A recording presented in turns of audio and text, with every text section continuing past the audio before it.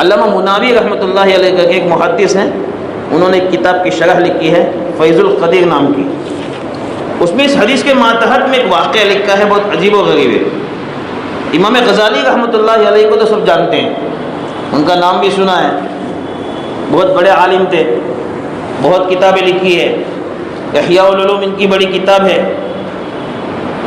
امام غزالی رحمۃ اللہ علیہ کے بارے میں انہوں نے لکھا ہے کہ ان کے انتقال کے بعد ان کو خواب میں کسی نے دیکھا، امام غزالی کو۔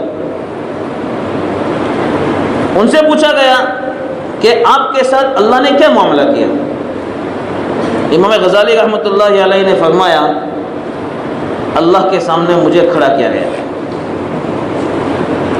اور مجھے یہ کہا گیا کہ تمہیں ہم جنت میں کن چیزوں کی وجہ سے داخل کریں، وہ کون سے کام ہیں جو تم نے اچھے کیے ہیں کہ جس کے بدلے میں ہم تمہیں جنت میں داخل کریں۔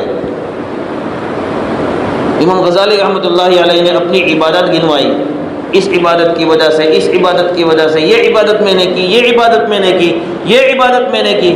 اس کے جواب میں اللہ نے فرمایا ان عبادتوں کو ہم نے قبول نہیں کیا، لیکن تمہارا ایک کام ہم نے قبول کیا ہے جس کی برکت سے ہم تمہیں جنت کا تمہارے لیے فیصلہ کرتے ہیں۔ وہ کیا کام ہے؟ ایک مرتبہ تم کسی کتاب کو لکھ رہے تھے قلم سے، اس زمانے میں قلم لکڑے کا ہوتا تھا، جس لکڑے کی آگے انی جیسا لکڑا ہوتا تھا اس کو چھیل دیا جاتا تھا باغ آگے کا حصہ، اور اس کو سیاہی روشنائی میں ڈالتے تھے، لکھتے تھے، پھر واپس روشنائی میں ڈالتے تھے، واپس لکھتے تھے۔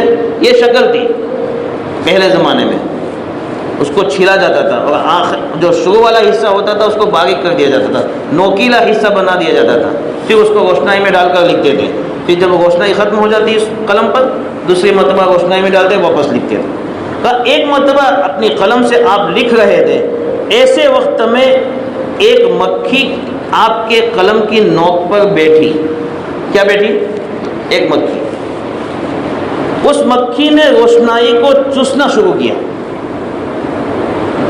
آپ نے اپنے قلم سے لکھنا بند کر دیا، اس وجہ سے کہ اس مکھی پر آپ کو رحم آیا اور کہ یہ مکھی پیاسی ہے، اس لیے اس کو روشنائی چوس لینے دو، اس لیے آپ نے اس قلم سے اس وقت لکھنا تھوڑی دیر کے لیے بند کر دیا۔